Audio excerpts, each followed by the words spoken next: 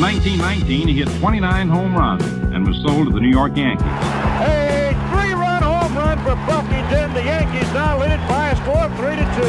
Bill Lee is now going over to a couple of the Yankees, and there they go again. One hits it to deep left. That might send the Yankees to the World Series. Varitek and A-Rod going at it. Roberts is going. Posada's throw. Roberts safe. What can I say? Just tip my hat and call the Yankees my daddies. Welcome to Fanbase, a deep dive into the greatest rivalry in sports, episode 195. He's John Senecal. I'm Brian Shackman. Both teams have some similar struggles right now. I went to Fenway on Sunday and watched them blow a 3-1 lead to Minnesota and lose 5-4. I think almost every run that Minnesota had came with 2 outs. And outside of a leadoff home run, it all came out of the bullpen. So I know the Yankees have some bullpen struggles. And so I'll start with my Fenway, and then we'll talk about both teams' struggles. And I will talk about Casas as well, because I think it's part of the problem. I mean, I think the Red Sox might lead the league in one-run losses. They've lost. I think they've blown 3 leads in the last week in 7th inning or later. And it just was like clockwork when I went on Sunday. And it's so demoralizing.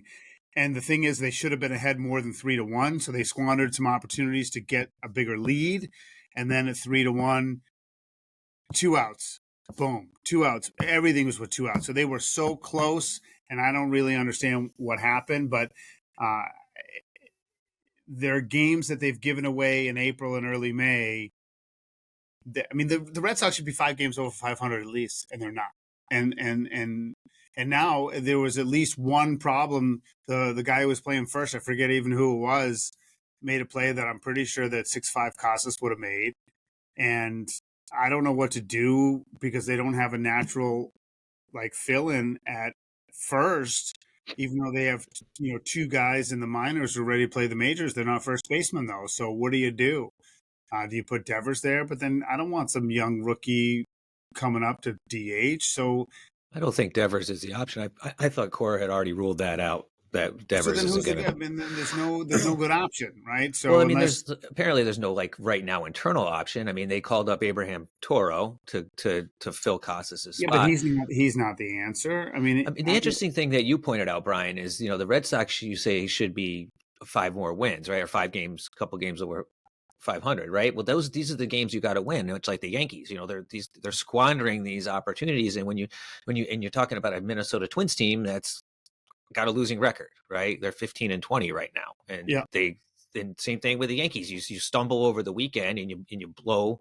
2 out of 3 games basically to the Rays, who are they're hanging in the AL East because the AL East is just a mess right now, but basically kind of the same team the Twins are. Not too exciting, not much going on, but they're winning. When you talk about Casas and what they're going to do about it, everybody's screaming here that, bring Roman Anthony up, turn him into a first baseman. Well, I mean, come on. Do you think it's that easy to take a rookie and turn him into a first baseman, an outfielder? I don't think so. I mean, regardless of your talent, I don't think so. Well, it's tough because let me just interject because listen, when I was growing, I played first base because I was a lefty who couldn't do anything else, right? So it was like I wasn't great at the outfield and I could hit, so I couldn't pitch, and that's where they stuck me. Like, it's a place to stick people. It's not. Listen, it goes back to Moneyball. It's incredibly difficult, right? I mean, in the living room of Hatterberg, right? So, but I do think it's the easiest position to adapt to if you're athletic. But I'm not sure you want to F with this guy's career by doing that if he's going to be slated to be a 10-year major leaguer at another position. But I just think it's crazy that we can't figure this out. And whether it's Mayer or Roman Anthony, those guys should be playing in the lineup anyway. So if you said to Roman Anthony, would you suck it up for a year and just spend 4 hours a day working on it? I bet he could do it. But is it something that bad idea or they should do it? I'm not even saying that that's what they should do. I'm just saying that first base isn't the hardest position on the field. It's not. No, it's not. But you brought up a good point about his age, right? And is this something that you would want to look at for a 10-year career? I don't think that's something that they would. I think it was something that, given his age, they would make him do it now, and Right. hopefully, he fills up a role. I just don't see it happening. I don't see them taking someone like him and doing that, which again complicates this for the Red Sox, because you look internally and you could think, Wilyer Abreu, maybe he could go and play first base. But you say it's the easiest position on the field, and we'll talk about the Moneyball thing too, but it's not. Like, it's not the easiest position to play. Like, in general, you could say it is, but you need the footwork. You need to be able to tag the bag. You need to be able to position. You need to be able to move. You need to turn double plays weird. There's so many different things. You need to be in the cutoff. There's first base is not that easy, and you're not just going to take a player and do that. There's major leaguers like Alex Rodriguez in his time took grounders and stuff at first base, and he was terrible at it. Yeah. Terrible at it. So it's not, you just don't, because you're a major leaguer, do that. Now let's get back to how they solve this problem. Now, do they look outside? Like Dominic Smith sitting in AAA for the Yankees. Do the Yankees want to do something and try to get rid of him? I don't know what his contract says, if he can get out of it or not. And there's Anthony Rizzo. Is he still around? What's going on with him? There's players that are playing baseball. There's players that aren't playing baseball right now. And then there's the internal option.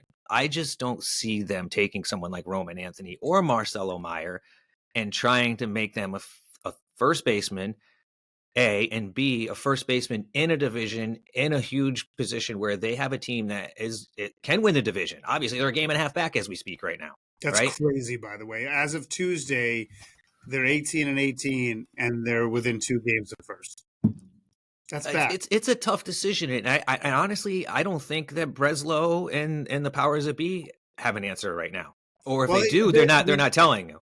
The reason why I think you're right about something is that the way they deal with the data stuff, they won't mess with a kid's trajectory over this. They look long term. So if Anthony's an outfielder, Mayer's going to be a shortstop, then they're going to keep that going. I don't know where they necessarily are going to project, but I understand, and I don't think they're going to do something sort of crazy and creative. Although I think the fans would love it, and it'd be worth a shot. And as long as you find a way to placate the kid and his agent and his family, I would like. I agree they're not going to do it, but part of me, even though I know it's probably not the greatest long-term baseball decision, even in the short term, I think it'd be fun to try. And it would right now there's no juice there, because every time the team wins 3 games, then they choke away games. And I do want to just point out, like opening day was nuts. It was full. It wasn't a total sellout, and the concessions were terrible. I could get a beer in 30 seconds on Sunday, and it was pretty stunning to me. It was a great promotion. They had May the 4th be with you with Star Wars T-shirts. They had tons of kids and college kids there, and there were tons of empty seats. I mean, for Fenway, there were tons. The weather was nice, right? It was reasonably good. It did rain, but after the third inning or fourth inning or so, it was dry the rest of the game. But we did get it. I did get wet, but it was not cold, and it wasn't like a total downpour. So I just, and because we're in that sweet spot, the tourists are not at school yet, right? So they're not here, and they're so lucky the Bruins are out of the playoffs, or it'd be even worse. But the experience, it was fine. There was enough people there to have it feel like a good game, but it was just a tough thing to watch, where they just 2 outs on the cusp of getting out of it, and then just couldn't get out of it, like 3 times in a row. One last thing to say about the Red Sox first baseman situation. The interesting thing about this, there's a few things, but one thing I think is really interesting is that Rafi Devers' name just keeps coming up, and it's not going to go away. Like all these pieces, the third base, now the first base is open. Let's move him to first base. Oh no, he's our DH. But if you move him to first base, that opens an opportunity for Roman Anthony to come up, and he could DH and flip flop with Abreu in the outfield. So it's no matter what, Rafi Devers is still going to be talked about, I think, going forward in this, because in the grand scheme of things, as it pans out, if they can't figure it out, he actually might be the best solution to move over there. Well, you just said at the beginning, though, that they're not. Well, they said, I don't think they are, because Cora said that he's not, from what I have read and heard. But given him with Devers' conditioning, which is not good, with his athleticism, which is actually pretty good, I think that he would be fine. I mean, he's in better shape than Pablo Sandoval. I don't know. I'm looking at it for a way for them to get Anthony in the major leagues, right? And I don't see him ever playing third ever again. I really don't think he'll ever play third ever Not again. happening. So I think it's an interesting dynamic, but you'd have to sell him on it. And if Cora is protecting him, then that is That is what it is. He's John Senecal. I'm Brian Shackman. This is Fan Base, a deep dive into the greatest rivalry in sports, episode 195. Just a side note on Casas. I mean, from watching the show on Netflix, I kind of did get more of a soft spot for him. A lot of people think that part of his injury was, that he's carrying too much weight and stuff like that. I mean, I don't really know. He did look pretty big going down to first base there. Yeah, and I mean, the thing about him, he didn't hit the bag with his left leg. Yeah. He hit it with his right, and then when he went over the bag, that's the injury, which is weird. You thought he would have done it with his right leg, right? And also, if you really study him and look at his tape from when he's younger, he's not he's a really talented baseball player from the perspective of he can hit the baseball. He's not like that athletic. He's not like an athletic guy. Right. You know what I mean? If you notice the way he like carries himself and runs, he's got this little like weird fundamental lack of coordination in some things. So I listen, no matter how much I like or dislike an athlete, I never cheer for people to get hurt. Like No. I hate it when a young kid goes down like that. It's a bummer. And then if you watch the series, he's a fragile kid, and, I watched Duran, strike out with guys on base on Sunday and on 3 pitches, and I can't imagine the torture he puts himself through. They don't have any clutch. They don't have any clutch players. I mean, they don't have a lot of clutch. So, that's that. Now the Yankees, on the other hand, expectations. Speaking of torture, right? Super high, and the back end of the bullpen is killing you guys. Yeah. So big blow up on Monday evening in the Bronx. Two rain delays. Game starts late. Game has a rain delay. Carlos Rodon has been lights out pretty much all season. I mean, he's had maybe one little rough start, but again, great pitching performance by Rodon. Bullpen takes over. The weird thing here is, for me, is Boone's decision not to bring Fernando Cruz back out. He throws 2 pitches the inning before and gets out of the inning, and then he goes to Devin Williams and doesn't bring Cruz back out. Now, Cruz has been pitching very well, very well.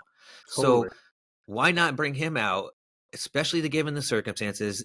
Listen, a 3-run lead is nothing in baseball. If it was an 8-run lead, maybe, but Devin Williams is struggling. He is struggling. Everybody knows it, and it just blew up in their face again on Monday night in the Bronx. It's unbelievable. I just don't understand the thought process behind not bringing Cruz back out. And then you saddle Luke Weaver with a bases loaded situation. I mean, what do you think is going to happen there? I mean, his pitches look flat anyways. He looked like they weren't moving. I don't know. The Yankees, I don't know much about Cruz. Is he closer material? I mean, he's been pitching in this situation all season, and he hasn't really faltered. So I don't understand why you wouldn't allow him to do that. Given the he fact doesn't that walk. Williams He doesn't walk guys. You know what I mean? That's the key. Williams, all he does is walk guys. Yeah. Like literally that's all he's doing is walking guys. I mean, Devin Williams has 10 walks and 13 strikeouts in 11 innings this year. Walks kill you in Major League Baseball, especially in the late innings. His whip is 1.97 and Cruz's is 0.79. So explain to me the thought process behind that. Now, it's raining, it's wet, I get it. Everybody is dealing with that. Yeah. You got to go with what works. You blew that game. That game, in my opinion, that game falls on Boone's shoulders last night. Bad decision making. Well, I mean, who's coming midweek for the Yankees? Who do they have now coming to town? They got the Padres. That's going to be. The Padres are now. Yep. Yeah. So then, I mean, the Padres are really good. I mean, that's a really good test. And as of Tuesday, going into Tuesday's games, I mean, they're 19 and 16. They're still scoring. I mean, they're scoring runs. I think they have the most runs in the American League. Well, they're scoring runs in baseball. The only team they have 190 runs scored, and they have. So the Cubs are the only team Cubs are the only team in the majors who scored more runs than the Yankees. And the Cubs have, 22 wins to their 19. I mean, the Yankees in the AL East are leading with a 19 and 16 record. And then you look into AL West, the Mariners are 20 and 14 and Oakland's 20 and 16. They're better than the Yankees and the Red Sox and every other team in the AL East. We were laughing at the AL West. Yeah, granted, it's a weaker division, but you still got to win the games you're playing. Oh, you still got to win the games you're playing. Listen, the Red Sox lost the series to the Twins at home. So, I'd get nervous. I see this unfolding again. Like, last episode I talked about, it's great. We know, what we got going in, and, Weaver can close and Boone will figure it out. But now I feel like Boone's screwing it up now because he's screwing up what the setup is going to be. Like, I just don't get the thought process behind Monday night. I just don't. Well, I think part of it, I mean, I'm just BSing, but I think like this early in the season, Boone's he's a former player. I think he wants to let guys work it out, right? I mean, see if they can work it out. I don't know. Wins or wins, though. It's MLB. Yeah. Work it out in the off season. I mean, come on. You got to win those games. I don't know if it's worth editing over John Senecal, Brian Shackman here, episode 195 of Fanbase, Deep Dive in the Greatest Rivalry in Sports. I'm not a big jersey guy, but my wife brought it because I met her because I came back from my high school reunion, which was, I still look like I'm hungover. I wore my City Connect shirt on Sunday because I don't like wearing anything, but she's like, no, I bought it for you. I want you to wear it. I said, fine. I like it. I actually really like the yellow one. The yellow one. Yeah, I really like it. But now you're telling me they're coming out with a second one, and then you showed me the Arizona one, which looks terrible. And I guess I don't know any other ones. Maybe I'm buying. Now, it's the only two teams that don't have it are the Yankees, and who else? Who else doesn't have it? Oakland. Well, Sacramento. The A's baseball club. Right? There's no city. I would think. I would think that was the reason they didn't want to connect it to the dump that was kept talking about Oakland, and now they don't really have a city. Yeah. So the City Connect debuted in 2021, and there's been 29 different City Connects teams through 2024. Some have multiples. The Dodgers had 2 last year, and this year you're going to see doubles for the Astros, the Nats, the Giants, Rockies, the White Sox, which actually looks like the Chicago Bulls old uniforms. Yeah, which I actually thought was like, I don't like them, but at least it makes some sense. Yeah, the Marlins, their Jordan colors. The Marlins, the stupid powdered purple D-backs, and then now the second set that they're talking about coming out, which will debut on May 16th, is the Red Sox, which is inspired by the green monster accordingly, is what they're saying. Now, the pictures officially haven't been put out, but if you look online, you can find them. And to me, they're just boring as hell. I mean, they're just literally like a green jersey with a shade of the green monster. That's it. Yeah. You sent me an image of it. I think it looked terrible. And I guess my point is the yellow ones are so great. The yellow ones, they had the yellow jersey on sale at the merchandise store in the stadium for $200. And people are wearing them all over the place. Like, well, it's an actual jersey now for them. The yellow one. It's no longer a City Connect. I love them. And the thing is that some schleps will buy the new ones just because there is a certain core person who buys everything, right? Yep. And so they'll sell some, but I don't know. I understand they're trying to market and be different, appeal to young people and all this stuff, but I tend to be slow to adapt to change. I just don't. It's obviously a marketing play, right? I mean, it's done to sell stuff. I mean, come on, let's be honest. You think the Yankees will ever do it? Oh boy, I'd love to know the reasoning behind it. I'm thinking it's just because it's tradition, like no names on the back of the jerseys, keep everything as simple as possible. I mean, if the Yankees did it, they'd sell a zillion of them. You know that. It'd sell a zillion of them, especially if they put someone's name on the back. If they put names on the back of those jerseys, they'd sell a bazillion of them. I don't think they'll ever do it either. But it's interesting to me that the marketing, right? It's a marketing play because the Chicago White Sox are debuting one for the second time that they just did this past weekend, I believe. And it's the Chicago Bulls jersey. Like, where was the design there? They're like, all right, let's just take the Bulls jersey and throw it on a baseball team. Like, I don't get it. Well, I mean, I think that's one where I kind of disagree because I think that the owners of the White Sox, I don't know if they still own the Bulls too, right? There used to be a connection there. I think so. And the black and red is synonymous with Jordan, who's synonymous with the best basketball player of all time. So I think there's some connection and coordination there that makes some sense. So if it's a City Connect and it's Jordan, and why couldn't they figure something out and work with Nike, who makes the jerseys, right? I believe, and put the damn Jumpman logo on it or something with a cityscape behind it. Something like, come on, man. You just went black and red. It was the easiest thing ever. It literally was the easiest thing ever. They probably had the freaking material sitting around for the last 20 years. But I actually like the way you're thinking on that. That would be fun to have a little flying icon. They want to pay for it. Ain't going to happen. Yeah, they'd have to pay for it. We got to run. Listen, great job as always. Are you going to Fenway anytime soon or Yankee Stadium anytime soon? Oh, that's a good question. I was supposed to go to Fenway last Friday, but I couldn't make it. I had some family stuff. But I don't know. I'm sure I'll get there soon. Yankee Stadium, I don't have an actual time that I'm going. I'm looking at some dates, but I don't have anything. Working up here is tough. I got to go on the weekends if I go. Really. You're a busy man. He's John Senecal. He's a busy man. I'm Brian Shackman. I'm not a busy man. This is episode 195, a fan base, a deep dive into the greatest rivalry in sports.